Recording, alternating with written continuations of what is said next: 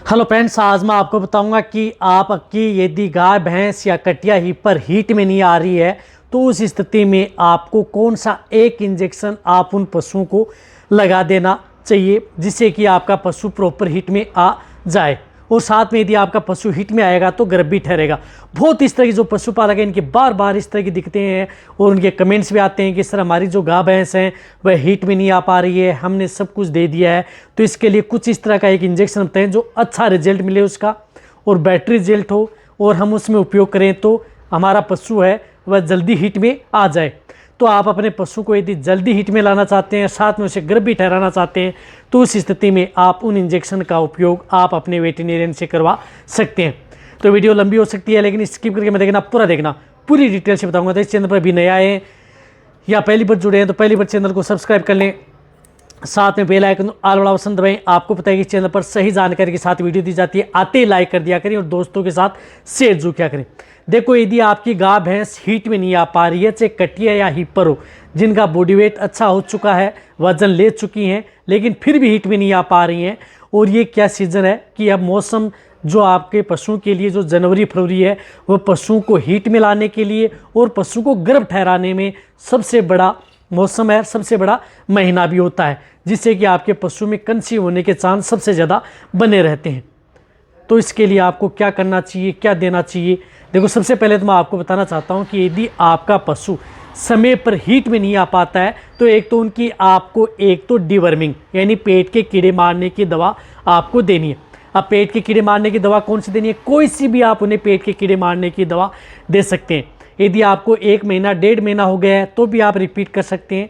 यदि आपको 10 दिन 15 दिन हुए हैं तो आपको रिपीट करने की कोई ज़रूरत नहीं है। तो सबसे पहले उन्हें पेट के कीड़े मारने की दवा आपको ज़रूर देनी है। और साथ में क्या करते हैं कि आप पशुओं को सब कुछ दे चुके हैं, जैसे घरेलू नुस्खा है वह भी अपना चुके हैं, कई इस तरह की दवा भी दे चुके हैं, फिर भी यदि पशु हीट में नहीं आ पा रहा है तो उस स्थिति में आपको इंजेक्शन लगवा लेने चाहिए। और ऐसा नहीं है कि इंजेक्शन यदि आप लगा देंगे तो आपके पशु में कोई साइड इफेक्ट करेंगे, ऐसी कोई बात भी आपके पशु में देखने को नहीं मिलेगी।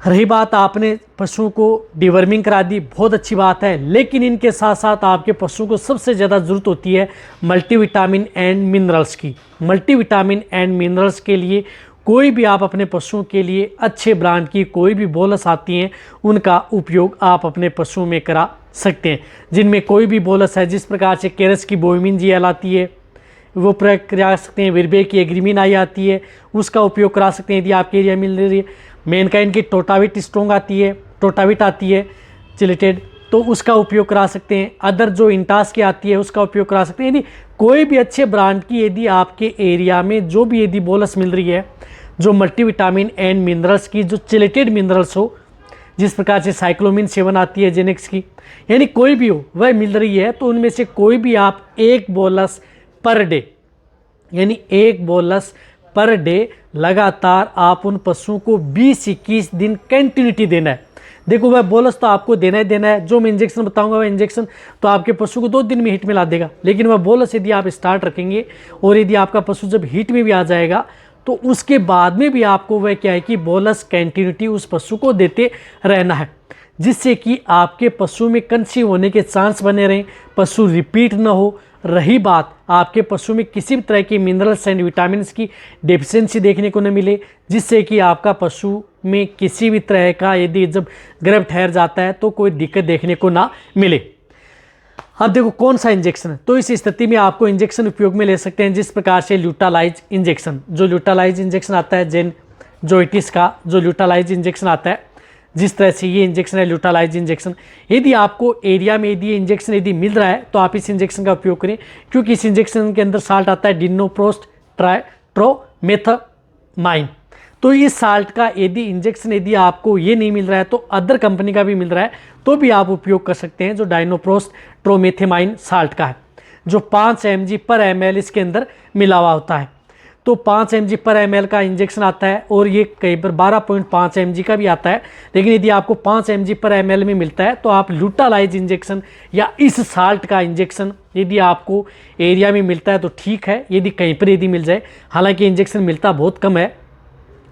यदि किसी वेटरनरी मेडिकल स्टोर पर जाएं, एजेंसी पर जाएं, वहाँ पर मिल जाए तो ये इंजेक्शन ला करके आप अपने पशुओं को अपने वेटरनेरियन से ये इंजेक्शन पशुओं को लगा दें। तो ये इंजेक्शन कितना लगाना है? ये इंजेक्शन आपको 5 ml, यानी जो भी चाहे आपकी कटिया पर हो चाहे गाय भैंस हो, उनको आपको 5 ml इंट्रामस्कुलर, यानी 5 ml आपको इंट्रामस्कुलर ये इंजेक्शन उस पशु को लगवा देना है। यदि आपके पशुओं में बहुत ही अच्छा यदि रिजल्ट यदि आपको लेना है तो 5 ml जो मैंने बताया कि इंजेक्शन आप इंट्रामस्कुलर लगा सकते हैं, जिससे कि आपका पशु क्या करता है कि ये इंजेक्शन लगाते ही आपका पशु 24 से 48 और 72 घंटे के बीच बीच में आपका पशु हिट में आ जाता है। और जैसे यदि आपका पशु हिट में आ जाता है या पशु ने डिस्चार्ज देना प्रारंभ कर दिया है, तो उस स्थिति में आप उसके बाद में आप AI व नेचुरल करवा सकते हैं। यदि पशु यदि हिट में नहीं आ पाता है तो थोड़ा आपको वेट करना चाहिए। ऐसा नहीं है कि आपको, जैसे कई बार तो क्या है कि ज़्यादातर तो पशु 2 से 3 दिन के भीतर भी हिट में आ जाते हैं, लेकिन कई बार पशु ऐसे होते हैं जिनमें कई बार इस तरह की दिक्कतें होती हैं, तो उस स्थिति में 8 से 10 दिन भी ले सकता है। तो आपको घबराना नहीं चाहिए, 8 से 10 दिन के भीतर भी आपका पशु हिट में आ जाता है। लेकिन वह बोनस आपको स्टार्ट में रखनी है। यदि सपोज करो आपके पास ये इंजेक्शन मिल ही नहीं रहा है, तो आपको क्या करना है कि इस इंजेक्शन की जगह आपको जिस प्रकार से एक इंजेक्शन आता है जोलकोल डी, जिस प्रकार से केरस का आता है जोलकोल डी, जिसके अंदर साल्ट आता है डिक्लोप्रोस्टिनोल, तो जो ये जोलकोल डी इंजेक्शन आता है या इस साल्ट का, ऐसा नहीं कि आपको केरस का नहीं मिल रहा है तो इंटास का भी आता है, तो उस इंटास का भी उपयोग कर सकते हैं जिसके अंदर साल्ट आता है डिक्लोप्रोस्टिनोल। तो उस इंजेक्शन का उपयोग आप अपने पशुओं में करवाया जा सकता है, जो इस तरह का ये इंजेक्शन आता है। तो ये इंजेक्शन आप उन पशुओं को 2 ml, कहने का मतलब है कि 2 ml आप इंट्रामस्कुलर उस पशु को ये इंजेक्शन भी आप लगवा सकते हैं। तो ये इंजेक्शन जो मिल रहा है आपको, ये इंजेक्शन भी आप अपने पशुओं में जो मैंने बताया कि इंजेक्शन उपयोग कर सकते हैं, जो इस तरह का ये इंजेक्शन आता है जिस प्रकार से 2 ml। तो 2 ml आपको इंट्रामस्कुलर ये इंजेक्शन उस पशु में लगा लेना है। ये इंजेक्शन भी आपके पशु में इतना ही काम करेगा, ये भी आपके पशु को 2 से 3 दिन के अंदर भीतर आपके पशु को हिट में ला देगा। यदि नहीं आ रहा है तो आपको 8 से 10 दिन का वेट करना है।